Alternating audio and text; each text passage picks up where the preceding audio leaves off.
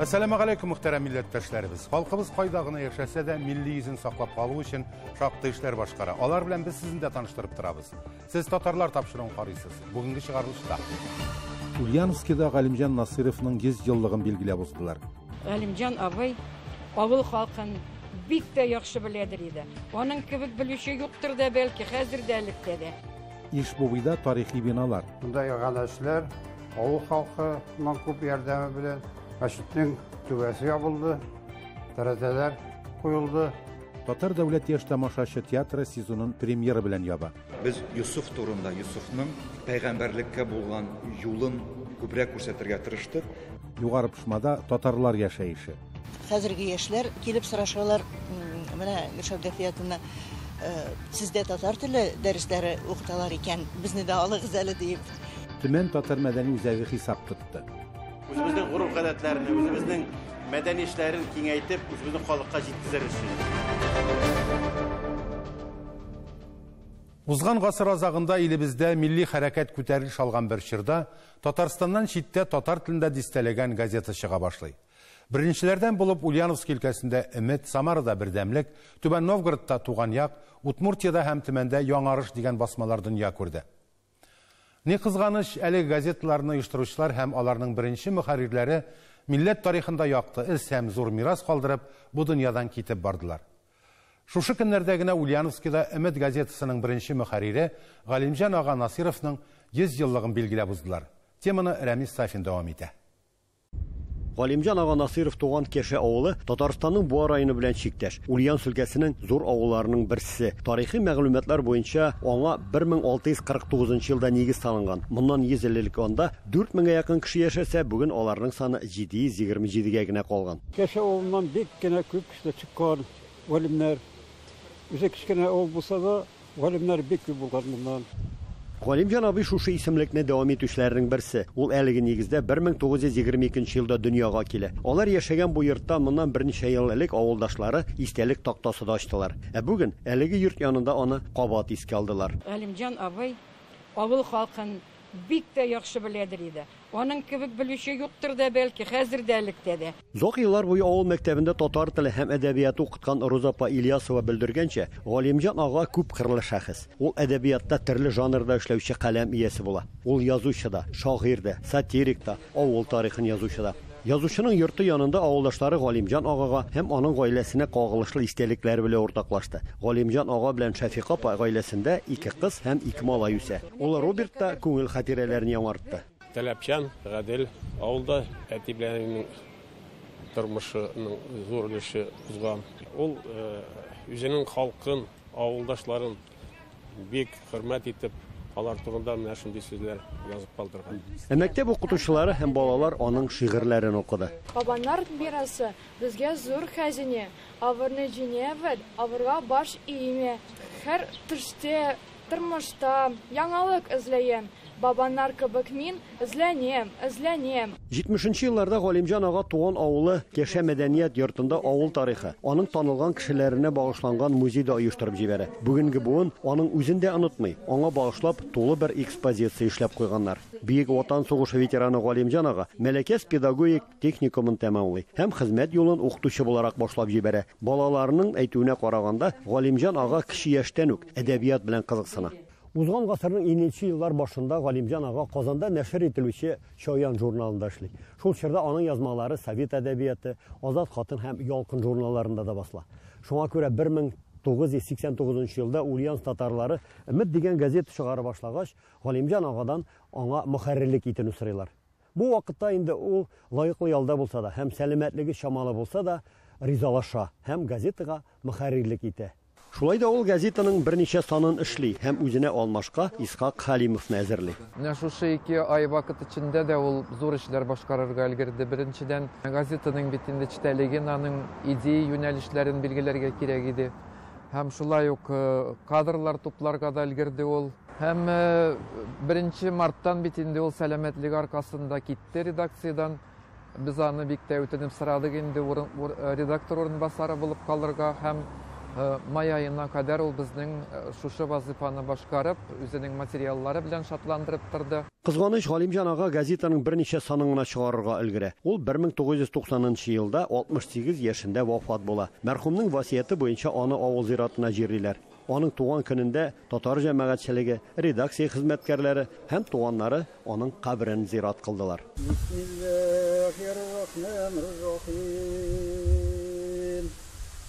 Elhamdülillah Rabbil Alemin Errahmanirrahim Maliki Yevmiddin. Әти строго түгел. Шул вакытта яни әтигезгә әйтәм дисә, без уже яхшы гаиләдәндер.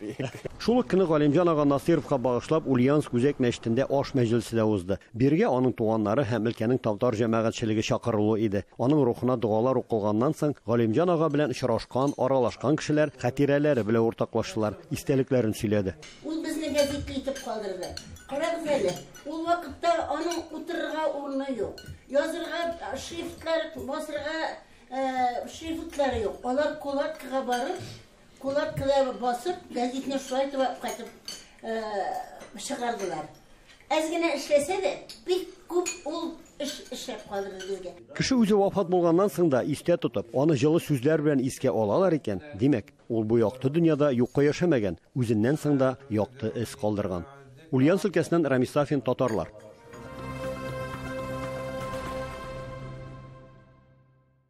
Әгерҗе шәһәренә терәлеп торган Ишбубый 20нче йөз башында гөрләп эшләгән татар мәдрәсәсе белән дан тоткан авыл. Бер туган Гыбайдулла, Габдулла бубилар туган авылларында мәктәп оештырып, аны Бохарадагы уку йортлары белән бер рәттән торучы белем учагына әверелдерүгә ирешә. Авыл халкы әлеге байлыкны бүгенге көнгә кадәр күз карасыдай саклый. Тарихи әһәмияткә ия булган биналарга да игътибар зур. Тулырак алдагы сюжетта. Бу мәчет үзенең уникальлыгы белән аерылып тора инде. Чөнки тулсын шул агачтан салынган, 2 катлы һәм иң сирәк әйберләрнең берсе ул иш залдан тора. Ишбубый авылындагы тарихи объектлар үзләренең күплеге һәм төзеклеге белән аерылып тора. 1895 елда салынган әлеге мәчет шуларның берсе. Аны авылның беренче гильдияле сәүдәгәре Мөхәммәтҗан Әхмәтҗанов төзетә. Бинаның тәрәзәләре зур, түшәмнәре биек була. Баз өлеше дә биек итеп эшләтелә. Мөхәммәтҗан бай мәчетнең матур, нык булуын таләп итә. Уникаль архитектура әле дә сакланган. Игътибар итәргә мөмкин менә бу баскычка, баскыч күтәрелә манарага. Манарага көн саен инде азан әйтергә, азанчылар менә тора булганнар. Мәчетнең манарасы 1939 елда киселә. Бина совет учреждениеләре ролен үти башлый. Узак еллар биредә балалар санаториясе була. Ул 2004 елда гына бушый. Киләчәктә мәчетне төзекләндереп, аны янә гыйбадәт йорты итеп кулланырга телиләр. Монда яганәчләр, авыл халкының күп ярдәме белән төрле эмәләр, финанс средстволары туплап, төрле инстанцияларда булып, аның түбәсе ябылды, тәрәзәләр куелды һәм ишек манара куелды. Әлеге тарихи мәчетне генә түгел, авылда барлык милли мирасын саклауга зур игътибар бирелә. 5 ел элек данлыклы сәүдәгәр Мөхәммәтҗан бай Әхмәтҗановның тарихи йорты торгызыла башлый. Узган ел ул музей комплексы булып ачыла. 2 катлы бинада төрле экспозицияләр урын алган. Айрым бүлмә хуҗаның эш бүлмәсен тасвирлый, үзенчәлекле экспонатларда саклана. Менә монысы аның малайының Йосыф Зияның язу машинкасы. Бу машинканы безгә Ялтыдан аның Йосыф Зияның үзенең оныгы Надир Мигдатович алып кайтып бирде. Бу машинкада инде Мөхәммәтҗан Әхмәтҗановның малайы Йосыф Зия үзенең докторлык диссертациясын бастырылган булган. Музейда бер туган бубилар хезмәтенә мәдрәсәгә багышланган бүлмәләр дә бар. 20нче гасыр башында Ишбубый мәдрәсәсе Рәсәйдә дан шөһрәт казанган мәдрәсәләрнең берсе булган. Биредә илнең төрле урыннарыннан килеп белем алганнар. Ишбубый мәдрәсәсен тамамлау турында таныклыкларның кайбер фотокопиялары бар. Кем Ишбубый мәдрәсәсен тамамлый инде, аларга менә шушы таныклыклар нигезендә хөкүмәт тарафыннан башлангыч татар мәктәпләрендә укытырга ярый дигән рәсми документ бирелә торган булган. Уникаль таныклыкларның копияларыннан бездә бар Зәйтүнә Мәулудованың да таныклыгының фотокопиясы. Беләсез инде, бу Габдулла Тукайның яраткан кызы булып санала. Ишбобойдагы һәр тарихи объектта килгән кунакларда зур кызыксыну уята. Авылда киләчәктә дә үткәннәрне барлап, борынгы биналарны саклап, аларны торгызып, халыкка озак хезмәт итсен өчен тырышачаклар. Әгерҗе районыннан Назир Нигъманов, Эльвира Вахитова, Татарлар. Хөрмәтле тамашачылар, сез татарлар тапшыруын карыйсыз. Чыгарылышыбызның икенче өлешендә. Татар дәүләт яшь тамашачы театры сезонын премьера белән яба. Без Юсуф турында, Юсуфның пәйгамбәрлеккә булган юлын күбрәк күрсәтергә тырыштык. Югары Пышмада татарлар яшәеше. Хәзерге яшьләр килеп сорашалар, менә Гөлшат Гафиятовна, сездә татар теле дәресләре укыталар икән, безне дә алыгыз әле дип. Төмән татар мәдәни үзәге хисап тотты. Үзебезнең гореф-гадәтләрне, үзебезнең мәдәни эшләрен киңәйтеп, үзебезнең халыкка җиткезер өчен. Габдулла Кариев исемдәге Татар дәүләт яшь тамашачы театры сезонны премьер белән яба. Йосыф спектакле Идел буе Болгар дәүләтендә ислам динен кабул итүгә 1100 ел тулуга багышланган. Режиссер Россиянең атказанган артисты, Татарстанның атказанган сәнгать эшлеклесе Ринат Аюпов. Спектакльнең нигезендә болгар чыры шагыйре Кулгалинең 13нче йөздә иҗат ителгән поэмасы. Йосыф, аның әтисе, абыйлары турында легенда музыкаль пластик куелышта тәкъдим ителгән. Тулырак киләсе сюжетны карыйк. Болгар шагыйре Кулгалинең 13нче гасырда ук иҗат ителгән Кыйссай Йосыф поэмасы дөнья классик әдәбиятының танылган әсәре. Ул кулдан кулга йөртелеп укылган, аның нигезендә күп кенә спектакльләр куелган. Һәм менә Кариев театрында да премьера.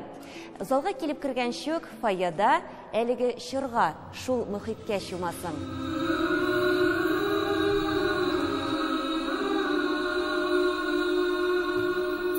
Элек-электән һәр татар гаиләсендә диярлек Коръән белән бергә Йосыф китабы булган һәм аны кадерләп саклаганнар.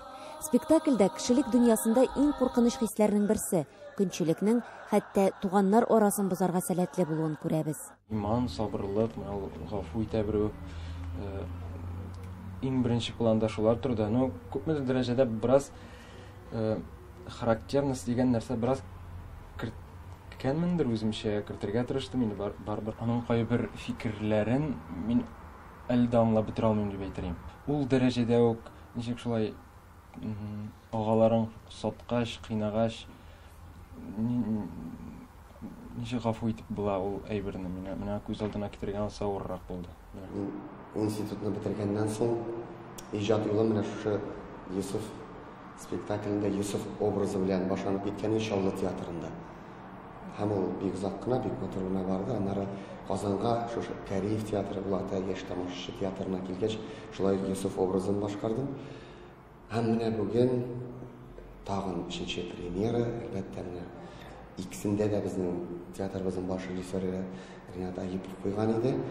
Бу яңа 3нче куелышны да ул куя. Мин һәм шатланам, менә безнең төпчегебез әлеге спектакльдә катнаша. Ул Ибнямин образында. Дини сюжетка алынганда әлбәттә киңәшчесез булмый. Режиссер Ринат Аюпов та һәр эпизодны Россия мөселманнары диния нәзарәте рәисе мөфти Рауил Гайнетдинга күрсәтеп, аның фикеренә колак салып эшләгән. Нигә мөнәҗәтләр һәм нәшидләр әз дип сорау бирде ул. Ул миңа җибәрде 15нче гасырда җырланган шундый бик борынгы нәшид. Киемнәр дә һәм музыка да гомуми төрки стилендә баргач, теге милли класс кирәк иде. Шуңа күрә мөнәҗәт бәйетләр, нәшидләр белән тулыландырып, без үзебезнең барлыгыбызны, үзебезнең татар милләтеннән булуыбызны һәм Булгарга тирәнрәк яшәүебезне шулай итеп без ассызлыклап, хор белән байыттык. Кыйссай Йосыф әсәрендә Йосыфны 11 ир туганы кыюга ташлый. Спектакльдә исә алар 6 малай һәм 5 кыз. Нәкъ менә кыз туганында кызгану хисләре туып ала. Тик ул да шайтан кыткысына бирелә. Тагын бер аерма, биредә Йосыфны кыюга ташларга өлгермиләр. Мисыр фиргавене күреп ала.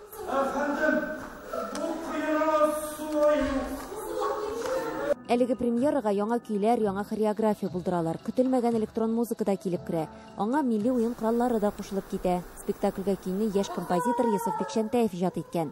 Балетмейстер Марат Казыханов. Спектакль куелганчы ук беренче айда бары пластика белән шөгыльләнгәннәр. Ул биредә зур урын алып тора. Аеруча якын. Үзебездә менә бәлки дингә тартылганга тырышканга күрәме. Бәлки элек-электән килгән ниндидер кешелек сыйфатлары турында булгангамы. Монда инде бу спектакльдә явызлык турында да бар сәхнәләр, михрибанлык турында да, ләкин ахырда барыбер инде михрибанлык, мәрхәмәтлелек ул инде явызлыкны җиңеп чыга. Шулай булырга тиеш тә. Моңарчы булган куелышларда күбрәк Йосыф Зөләйха мәхәббәтенә игътибар ителә иде. Биредә исә Аллаһка мәхәббәт алга чыгарылган. Йосыфның пәйгамбәрлеккә юлы мөһим. Ул яхшылыкны яманлыктан айыра алырмы? Зөләйха Йосыф өчен бер сынау гына. Мондый роль минем тәҗрибәмдә әле беренче тапкыр моңарчы бит инде кичкенә кызларны, кичкенә малайларны уйнарга туры килә иде. Факторым туры килгәч, һәм менә декреттан чыгуга миңа Ринат абый шундый зур рольне ышанып тапшырды. Әлбәттә, җиңел бирелде дип әйтә алмыйм. Эзләнү, уйлану процессы бик сак барды. Йосыф гаилә белән карый торган спектакль мәңгелек темаларны күтәргән тәрбияви әсәр. Илвира Хөснетдинова, Татарлар, Казан. Узган гасырның 70-нче елларында Татарстаннан һәм Башкортстан республикаларыннан металлургия компанияларына эшкә килгән татарларның бер өлеше Югары Пышма шәһәренә урнаша. 2012 елга кадәр татарларның үз иҗтимагый оешмасы булмый. Шәһәргә Гөлшат Аюпова килгәч, хәлләр бөтенләй үзгәрә. 10 елда милләттәшләребез тормышында нинди үзгәрешләр булган? Алдагы видео язманы карыйк. Аюпова Гөлшат Гафият кызының балачак һәм яшьлек еллары Татарстан Республикасының Буа районы Каенлык авылында уза. Шунда ук авылдашына кияүгә чыгып, улы малаен дөньяга китерә. Оннан Гөлшат ханымның язмышы кискен үзгәрә. Ул гаиләсе белән Казакъстанга күченеп китә. Шунда ук аның тагын 2 баласы туа. Язмыш борылышлары дәвам итә. 1989 елдан алып ул Сургутта гомер итә. 2012 ел исә аны Уралның Югары Пышма шәһәренә китерә. Монда килгәч бердә эшсез калдым кебек булды. Шуңа күрә татарларны эзли башладым. Һәм татарларның эзенә төштем дә, алар белән танышып китеп, менә иң беренче культура һәм ял паркында, анда Яташ исемле ансамбль барлыгын белеп, анда барып кушылдым. Анда мине бик рәхәтләнеп кабул иттеләр. Рәхмәт яусын. Менә шуннан башланды инде. Сургут шәһәренең ветераннар советында Гөлшат Аюпова татар мөхтәриятен барлыкка китерү башлангычында тора. Бу эштә тәҗрибәсе зур булганга, Югары Пышмада да ул татарларның рәсми иҗтимагый оешмасын төзүдә катнаша. Гөлшат ханым әйткәнчә, оешма статусы дәүләт конкурсларында катнашырга һәм төрле грантлар алуда ярдәм итә. Инде берничә ел Югары Пышма татарларының милли мәдәни мөхтәрияте сугыш еллары балаларына медальләр тапшыра. Югары Пышма татарлары өлкәнең башка татар оешмалары тарафыннан уздырган барлык мөһим чараларда катнашырга тырыша. 2022 елда шундыйлардан Свердловск өлкәсендә Татарстан киносы көннәре саналды. Февраль аеннан июньгә кадәр Тат кино оешмасы белән берлектә Югары Пышма кинотеатрында берничә татар фильмын күрсәттеләр. Совместно с Гульшат Гафиятовной выбираем репертуар, дату и время сеансов. Показывали фильмы уже «Байгал», «СНМСС», «Апипа», естественно, получается, и «Мула». И также планируем, что к Сабантую мы вновь покажем татарский мюзикл «Апипа» и ждем всех гостей. Югары Пышма Свердловск өлкәсенең заманча индустриаль үзәге. Бирегә узган гасырның 70-нче елларында кебек үк Татарстан һәм Башкортстан республикаларыннан күченүчеләр күп. Айгөл Чечулина Нефтекамский шәһәреннән килгән. Ул Югары Пышма татар яшьләрен берләштерү эшенә зур көч куя. Гөлшат ханым да киләчәктә Айгөлнең Югары Пышма татарларының милли мәдәни мөхтәриятенә зур өлешен кертер дип ышана. Гульшат Апа на самом деле тоже нам помогает, поддерживает, агитирует на различные мероприятия, делится своим опытом, что, конечно, для меня сейчас очень важно, потому что в этой сфере я не так давно развиваюсь. Соңгы тапкыр уздырылган җанисәп мәгълүматларына караганда, Югары Пышма татарларының саны 8%-тан 11-гә кадәр арткан. Менә инде киләсе уку елына сентябрь-октябрь башында башларбыз. Иншалла, инде ничә кеше килеп язылды инде татар теле курсларына. Алар арасында яшьләр. Бик шатбыз. Югары Пышма татарларының милли мәдәни мөхтәрияте рәисе вазифасында Гөлшат Әйюпова тарафыннан уздырган бәйрәм чараларны санап бетерү мөмкин дә түгел. Ләкин аныңча эш санда гына түгел. Иң мөһиме, аның эше җирле татарларның тарихында үз изен калдырган һәм һичшиксез киләчәктә яңа буын тарафыннан дәвам итәчәк дип ышанабыз. Әлфия Габдушева, Олия Садыкова, Татарлар, Югары Пышма авылы, Свердловск өлкәсе.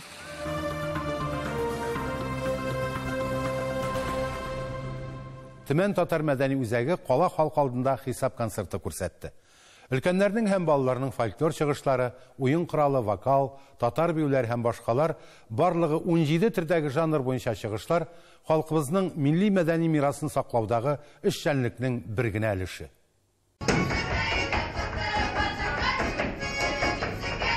Яңгырауыклы, моңлы, шаян. Вак Бәлеш ансамбле Себер татарлары фольклорын тәмләп тәкъдим итә. Төмән шәһәре татар мәдәнияте үзәгенең хисап концертына балалар укытучылары Ислам Сафин өйрәткән иң яхшы чыгышларын әзерләде. Аларда милли музыка һәм биюләргә, халык иҗатына мәхәббәт тәрбияләүдә мөгаллимнең керткән өлеше зур.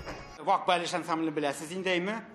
Инде хәзер булар улайгаш киткәс, кияүгә чыксалар, хәзер мин эшсез калам кебек борчыла башлаганым. Шуннан кичкенә балалар авылда күренә башлады. Си татарча сөйләшәләр, инде кайберләре урысча да белмиләр, андыйлар. Менә миңа самый шушы яраклы балалар. Шулар белән хәзер дөньяны куабыз. Аларга хәзер 11 яшь, алар берсе алар үсеп китсәләр, тамашачы аларны безне күрер дип уйлыйм. Аның ансамбльләре Казанда узган фестивальләрнең даими кунаклары, Бөтен Россия балалар сәнгате конкурсларының лауреатлары. Аларның күбесе татар телендә иркен сөйләшә. Без уйнайбыз, биебез, җырлыйбыз.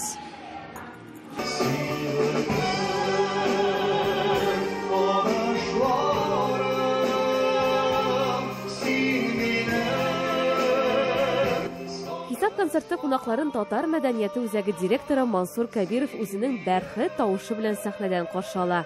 Артист ролендәге мизгелләр аңа аерым ләззәт китерә. Калган вакытта ул 13 клуб эшчәнлеген күрсәтә. Ел ачышы дип билгеләнгән Ләйсән инструменталь ансамбле татар мәдәнияте үзәгенең горурлыгы булып тора. Мансур Кабиров, Кристина Танко. И сегодня, соответственно, мы на суд зрителю преподносим уже непосредственно плоды нашей работы за предыдущий год. Ну а как уже зритель оценит результаты этой работы, соответственно, зависит уже только от нас. И мы надеемся, что это все понравится. Татар мәдәнияте үзәгенең бинасы барлык техник таләпләргә туры килә. 7 ел йөрибез танцага, татарский центрга, кысым танцы белән заниматься итә, тыныш айтага. Беренче урыннар алалар кызлар, чтобы татарский культураны тоже белсен, кешеләрне белсен, телне белсен, вообще общаться итен татар кешеләр белән. Үзәктә шулай ук татар теле курслары, Тюльпан декоратив гамәли иҗат һәм Урал Себер бизәкләре студиясе эшли. Я преподаю урало-сибирскую роспись, мы параллельно изучаем татарские орнаменты. И орнаменты, их используем, эти орнаменты в нашей росписи. Татар мәдәнияте үзәгенең түгәрәкләре милли мирасны саклауга, балаларда туган мәдәниятенә мәхәббәт тәрбияләүгә басым ясый. Үзебезнең гореф-гадәтләрне, үзебезнең мәдәни эшләрен киңәйтеп, үзебезнең халыкка җиткезер өчен. Менә без көтәбез, ул хәлләр үзгәрер дип. Менә бу ел татарның түгел мәдәни көннәре Россия күләмендә үткәндә дә безнең үрнәк татар йортыбыз да шулай янып эшләп китсен иде. Бүгенге көндә татар мәдәнияте үзәгендә 150-гә якын кеше шөгыльләнә. Төмәндә 70 мең татар гомер итә. 2014 елда шәһәрнең елга арты өлешендә урнашкан тарихи бай йорты ЮНЕСКОның Урал туристик маршрутына кертелде. Сафия Хайруллина, Олия Садыкова, Татарлар, Төмән. Төрле милләт кешеләренең иң югары максатларга ирешү өчен берләшүе, ватанга карата чиксез мәхәббәте һәм ватанпәрвәрлеге халкыбызга тарих сынауларын җиңеп чыгарга ярдәм иткән. Без көчле, бердәм халык. Сау булыгыз.